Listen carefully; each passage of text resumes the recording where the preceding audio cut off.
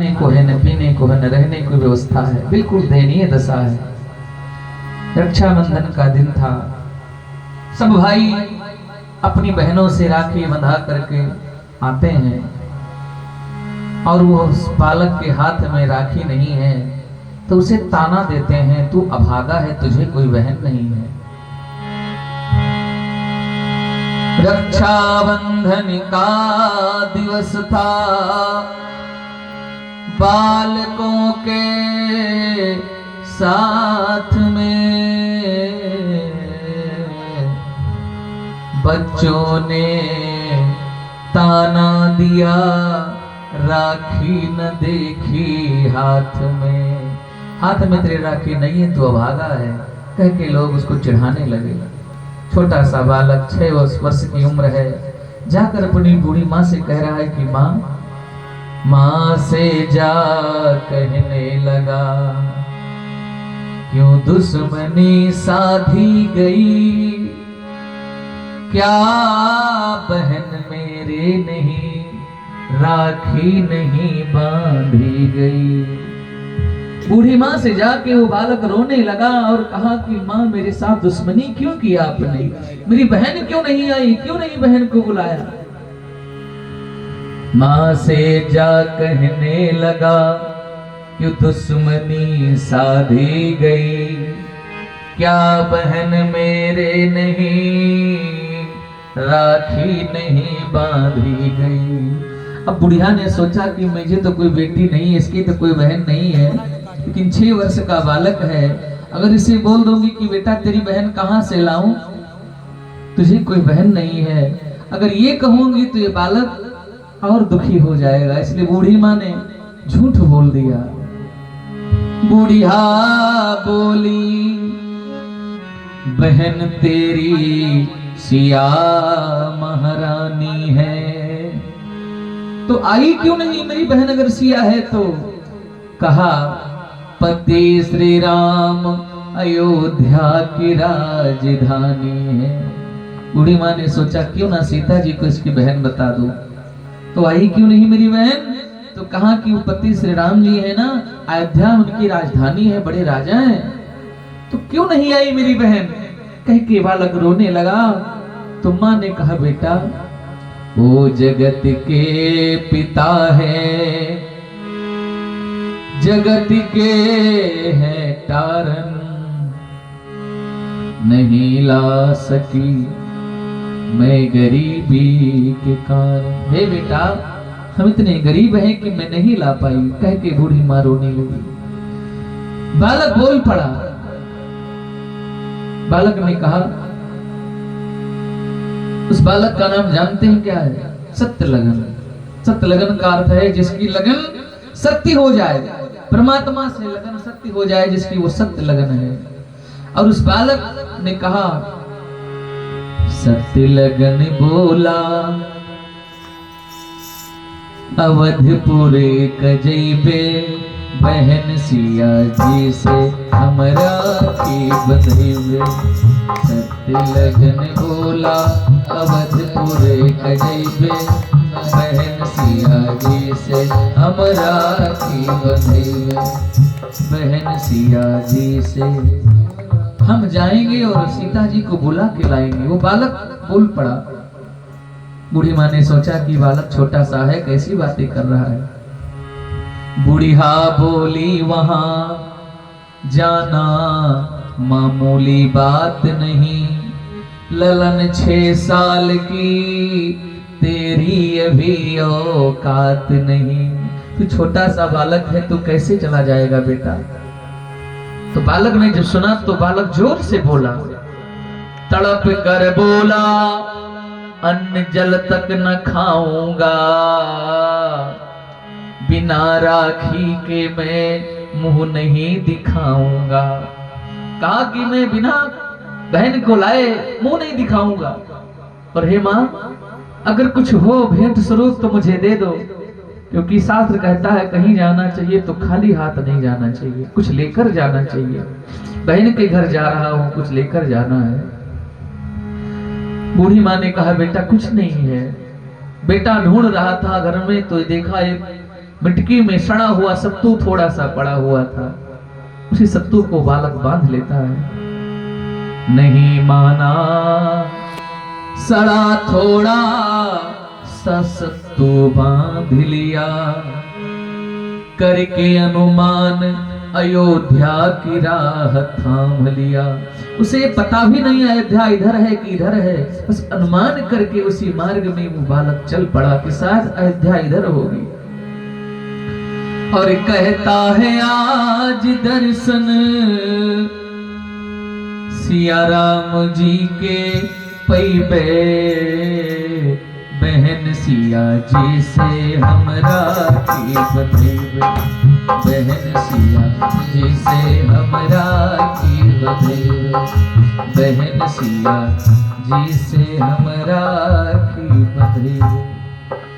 बालक चल दिया, एक अनुमान करके शायद अयोध्या इधर हो गई। जाता था भागता रुकता, धूपों से घबराता हुआ, उसे पता नहीं है अयोध्या है किधर, लेकिन दौड़ रहा है। शायद अभी राम जी सीता जी मिल जाएंगे, अयोध्या सन्निकट आ जाएगी। जाता था भागता रुकता, धूपों से घबराता हुआ, भारी बरसात में कीचड़ में फिसलता जाता हुआ। एक पहर मंजिल किया, भारी थकावट आ गई, पेड़ के नीचे गिर पड़ा, एकदम बेहोशी छा गई। आज वो बालक चला है, छोटा सा बालक है, एक पहर तक चलता रहा, बेहोश होकर गिर पड़ा। एक पहर मंजिल किया, भारी थकावट आ गई, पेड़ के नीचे गिर पड़ा, एकदम बेहोशी छा गई। आज वो बालक बेहोश होकर गिर पड़ता है। ये बात राम जी को जाके लगी, कोई भक्त है ऐसा जो हमारे लिए बेहोश होकर गिर पड़ा है। राम जी बोल पड़े, हृदय में मेरे एक अग्नि जैसी ज्वाला उत्पन्न हो गई सिए। राम जी बोले हे सिए, धीरज हृदय आता नहीं, सिया बोली है पिया, हमसे सहा जाता नहीं। ऐसा दुख सह नहीं पा रही हूं। और बालक हठी है, वो कहता है न मिली है जान की,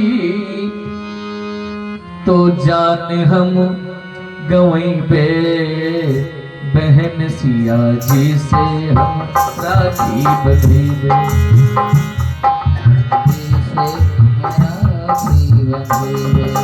बहन सिया जी से हमरा आज वो बालक बेहोश होकर गिर पड़ा। श्री राम जी रथ पर बैठे और सीता जी के साथ पहुंच गए। पेड़ के नीचे पहुंचकर रथ पर बिठाया राम ने, और उस बेहोश बच्चे को किया महारानी जू के सामने। आज वो बालक बेहोश बच्चे को उठा करके महारानी जी के सामने ला करके रख दिया, बिठा दिया। बालक बेहोश है, माँ सीता जी ने जल ला करके ऊपर सिंचन किया, मूर्छा भंग हुई। हाथों से जल को लेकर मुख धोया और ढुरी आरती। सिया बोली है भैया, बहना तुझे बोलकारती। सीता जी ने सोचा, करिए मैं नहीं कहूंगी भैया तो ये समझ नहीं पाएगा और ये परेशान होगा, इसलिए मुझे बहन मान रहा है तो मुझे भैया बोलना चाहिए। सिया बोली है भैया, बहना तुझे बोलकारती। बालक की जो आंखें खुली, आंखें खुलते ही बालक रोने लगा। बालक ने कहा, आंखें खुली तो देखा कितना धन इस नगरी में है, अरबों खरबों की अंगूठी बहन की अंगुली में है। और जब देखा कि मुझे अपनी बहन बता रही है तो बालक रोने लगा। कहा तू मेरी बहन नहीं हो सकती। किशोरी जी ने कहा क्यों? कहा जिस समय मैंने सुना है कि जिस समय भाई घर पर आता है तो बहन उसके पांव पकड़ करके रोती है, तू तो रोई नहीं, तू मेरी बहन नहीं हो सकती। सुनते ही सीता जी रोने लगी। बैठे हुए सभा में सब रोने लगे। किशोरी जी ने कहा भैया आप चिंता ना करें। बोली किशोरी जी भैया इतना न घबराओ। नहीं बोल पा रहा हूं, बड़ी करुणा आ रही है। किशोरी जी ने कहा भैया, बोली किशोरी जी भैया इतना न घबराओ, करो अन्न जल बूढ़ी माँ की हाल बतलाओ। आज कहते हैं कि अन्न जल ग्रहण करो, बूढ़ी माँ का हाल बताओ। आज बालक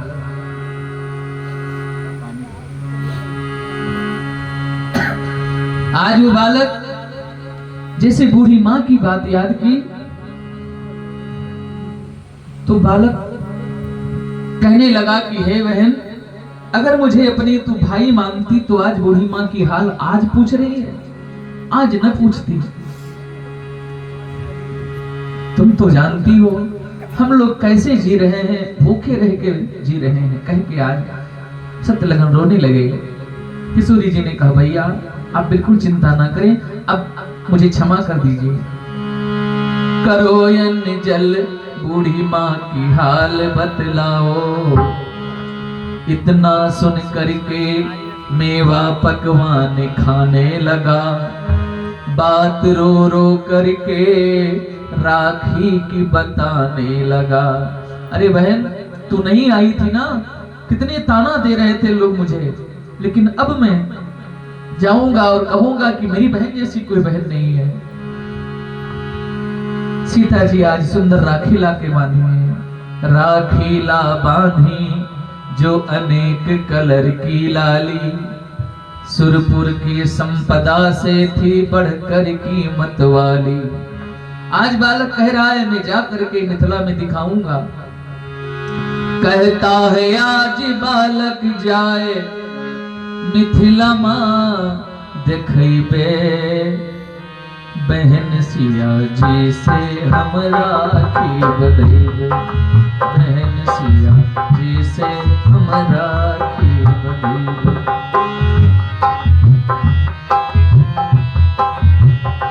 आज बालक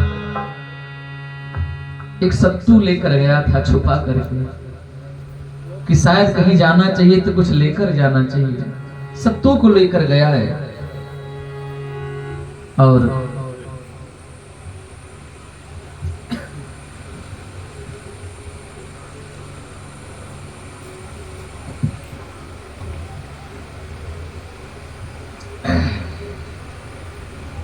सत्तू छुपा के गया है। सत्तू देखा कि अनेक प्रकार के पकवान यहाँ बने हैं तो सत्तू कौन खाएगा, और सत्तू देखेंगे तो मेरी बहन की बेइज्जती हो जाएगी कि इनके मायके से आया है। उस सत्तू को चुपके से छुपा लिया सत्यलगन ने। राम जी भी कम कौतुकी नहीं है। राम जी ने कहा कि हमारा साला है, थोड़ा मुझे भी हास परिहास करना चाहिए। तो भगवान राम जी सत्यलगन से बोले, कहा रघुनाथ कुछ बात कुछ छिपाए हो, हमारे वास्ते कुछ सत्य लगन लाए हो, कुछ लेकर आए हो। सत्यलगन ने सोचा अगर ये दिखाऊंगा तो लोग हमारी बहन की निंदा करेंगे, इनकी मायके इतना गरीब है।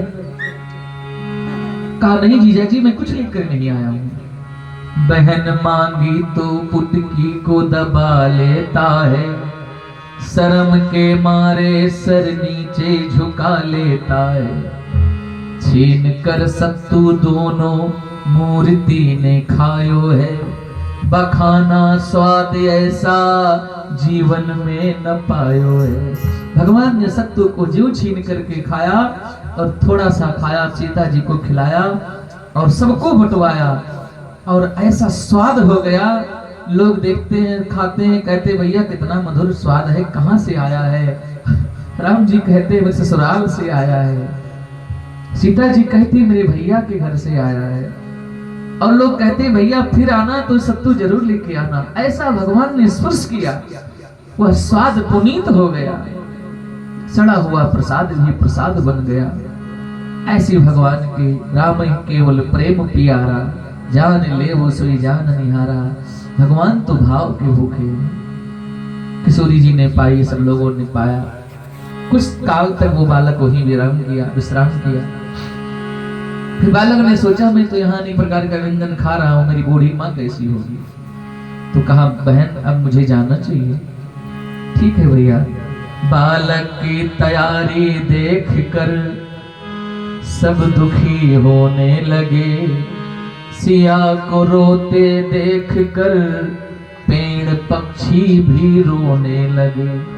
सब रोने लगे। कुछ दिन तक कोई साथ रहता है, चलने लगता है, बड़ी पीड़ा होती है। और वो बालक तो बहन मान रहा है। सीता जी रोने लगी। आज श्री राम जी से सीता जी दोनों आज रथ पर बिठाए उस बालक को लेकर चले। रथ पर बिठाया राम ने मिथिलापुरी में हो लिए, बच्चे को मैया से मिलने की आज्ञा दिए। और बालक से कहा जा करके अपनी माँ से बोल दो कि हमारे बहन और बहनोई द्वार पर आए हैं। बालक भीतर गया, जो अपनी माँ से कहा कि मैया जीजा जी बहन जी आए हैं, मैं लेकर के आया हूँ। मैया प्रसन्न हो गई, सचमुच राम जी आए हैं। और जैसे बूढ़ी माँ बाहर निकली तो राम जी रथ समेत अंतर ध्यान हो गए। शहर में छाई खुशी, सब दौड़े अरमान से, माँ बेटे को छोड़कर प्रभु जी अंतर ध्यान में। भगवान अंतर ध्यान हो गए और बूढ़ी माँ दौड़ के आई तो देखा रथ का पहिया का चिन्ह दिखाई पड़ रहा था, भगवान के चरण कमल के चिन्ह दिखाई पड़ रहे थे, किशोरी जी की पादुका की चरण कमल चिन्ह दिखाई पड़ रहे थे। बुढ़िया ने दौड़ करके उसके माथे पे लगाया और कहा कि धन्य है बेटा तू, शायद मेरे अंदर कोई अपराध रहा होगा जो भगवान ने हमें दर्शन नहीं दिया। मेरा दोष विचार कर दर्शन ना दीनी भगवान, मेरे अंदर कोई दोष रहा होगा इसलिए मुझे दर्शन नहीं दिया, लेकिन तुझे तो भगवान का दर्शन हो गया। शहर में छाई खुशी, सब दौड़े अरमान से, माँ बेटे को छोड़कर प्रभु जी अंतर ध्यान में। धन से सुखी बालक, धन से सुखी बालक, हरिश्चंद्र यस गई बे, बहन सिया जी से हम राखी बंधे, बहन सिया जी से हम राखी बंधे। सत्य लगन बोला, सत्य लगन बोला, अवधपुर के जइबे, बहन सिया जी से हम राखी बंधे, बहन सिया जी से हम राखी बंधे, बहन सिया जी से हम राखी। भगवान कहते हैं कि हमें कुछ भी मांग लो, बहन मांग लो,